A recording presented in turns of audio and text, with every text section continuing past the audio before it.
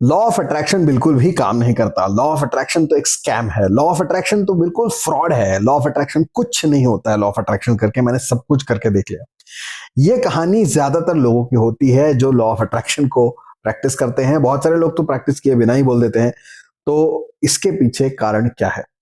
Law of attraction के पीछे का जो विज्ञान है, जो लॉजिक है, उसको समझे बिना अगर आप लॉ ऑफ अट्रैक्शन की किताबें और ढेर सारे पॉडकास्ट देखकर समझते हैं कि आपको लॉ ऑफ अट्रैक्शन समझ में आ गया है और आप जो है थोड़ा सा विजुलाइज कर लेंगे, कोई विजन बोर्ड बना देंगे और कहीं कोई अफर्मेशन 2-4 बार कर लेंगे तो उसके वजह से अपने आप वो चीज आपकी तरफ आकर्षित होने वाली है, तो ऐसा बिल्कुल भी होने वाला नहीं है। पॉडकास्ट में बहुत सारी चीजें लोग बोलते हैं, एनर्जी है, पता नहीं क्या फ्रीक्वेंसी है वो, और बहुत बहुत बहुत ज्यादा है जो है गोल गोल गोल गोल जलेबी बनाकर बात करते हैं और कुछ भी समझ में नहीं आता। ज्यादातर लोग मैं देखता हूं कि वो विजन बोर्ड बनाते तो हैं लेकिन वो कहीं किसी फोन के फोल्डर में, किसी लैपटॉप के फोल्डर में वो विजन बोर्ड जो है दबा हुआ रह जाता है, और या तो कहीं पे किसी कोने में लगा हुआ होता है जिसको कोई नहीं देख रहा है सालों साल। तो भला जब वो चीज यहाँ वहां पड़ी हुई है तो वो सिर्फ विजन बोर्ड बनाने से थोड़ी ना वो चीज आपके जीवन में हो जाएगी। तो इसका विज्ञान जो है उसको समझिए। इसके ऊपर एक पूरी प्लेलिस्ट मैंने बना रखी है, जो beyond gratitude, beyond affirmation, beyond visualisation, बहुत सारे इसमें वीडियोस हैं। साथ ही साथ में द सीक्रेट नाम की जो किताब है उसके ऊपर पूरी बुक समरी मैंने डाली हुई है।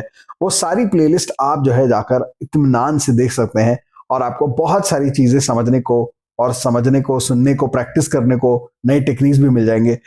लेकिन उन सबको आज मैं समराइज कर रहा हूं, थोड़ा सिंप्लीफाई कर रहा हूं। तो बेसिकली ये लॉ ऑफ अट्रैक्शन काम कैसे करता है, सिंपल तरीके से अगर लॉ ऑफ अट्रैक्शन काम कैसे करता है मैं बताऊं, तो कोई भी आइडिया, कोई भी इंटेंशन अगर आपके सबकॉन्शियस माइंड में जाएगा तो वो सच होकर रहेगा। ये है सबसे बड़ा law of attraction.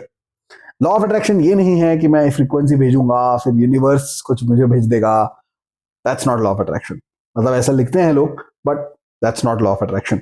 The original OG law of attraction is कि आपके अंतर मन में ही सारी शक्तियां हैं। आपका अंतर मन जो है वो मैजिकल है। जो अंतर मन है आपका वही चित्रगुप्त है, वही कल्प वृक्ष है, वही कामधेनु है, और यही अंतर्मन आपको सब कुछ दिलवा सकता है। जो हम मंत्र का जाप करते हैं वो भी हमारे अंतर्मन के प्रोग्रामिंग के लिए ही करते हैं, और जो भी हम कर रहे हैं पूजा या कर्मकांड वो भी हमारे अंतर्मन को ही प्रोग्राम करने के लिए हम कर रहे हैं। तो लॉ ऑफ अट्रैक्शन भी हमारे अंतर्मन के लिए ही होता है।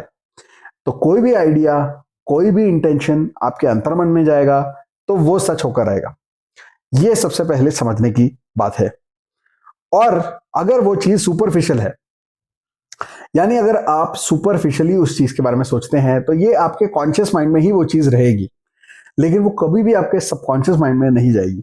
और जब तक वो सबकॉन्शियस माइंड में नहीं जाएगी तब तक वो चीज कभी भी सच नहीं होगी। अब ज्यादातर लोग यहां पर फंस जाते हैं। हमारा जो कॉन्शियस माइंड है वो ड्युअलिटी में फंसा हुआ होता है और हमेशा ज्यादातर नेगेटिव और डाउट में ही रहता है। तो हम चीजों के बारे में जो है बार बार संकल्प विकल्प, संकल्प विकल्प, यानी कि हमारे इंटेंशन होता है, उसके पीछे एक डाउट होता है, और हमारी इंटेंशन की जो पावर है वो उस डाउट से खत्म हो जाती है। फिर नया इंटेंशन आता है, फिर नया डाउट आता है, फिर वो डाउट से वापस ये इंटेंशन नलीफाई हो जाता है, और इस प्रकार से हमारा कोई भी संकल्प सिद्ध होता ही नहीं है। हमारा कोई भी इंटेंट क्लियर होता ही नहीं है, जिसके कारण वो हमारे सबकॉन्शियस माइंड में जाता नहीं है, जिसके कारण वो कभी सच होता नहीं है।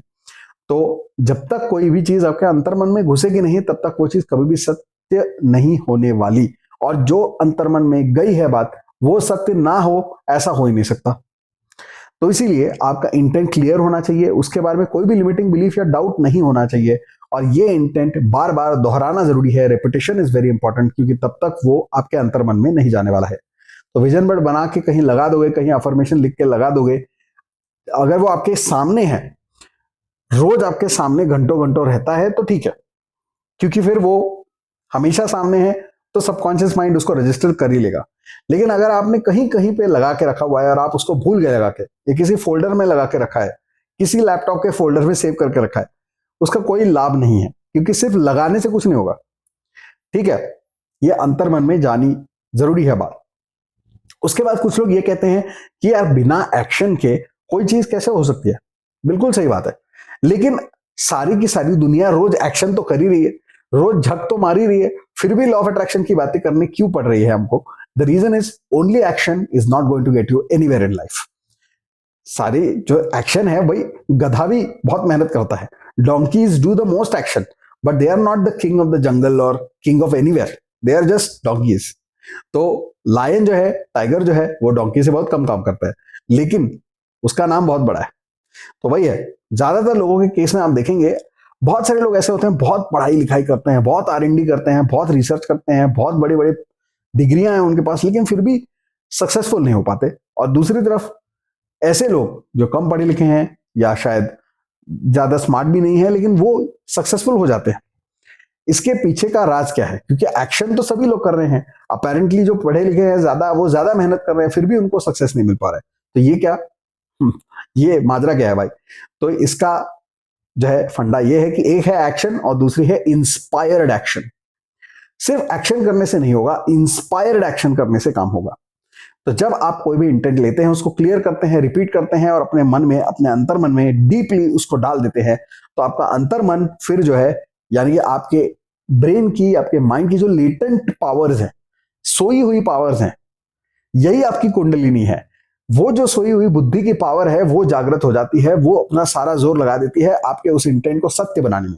और फिर वो जो है एक इंस्पिरेशन, पूरा एक ब्लूप्रिंट बना के आपको दे देती है और एक इंस्पायर्ड एक्शन आपके अंदर से निकलता है और फिर आप सक्सेसफुल हो जाते हैं.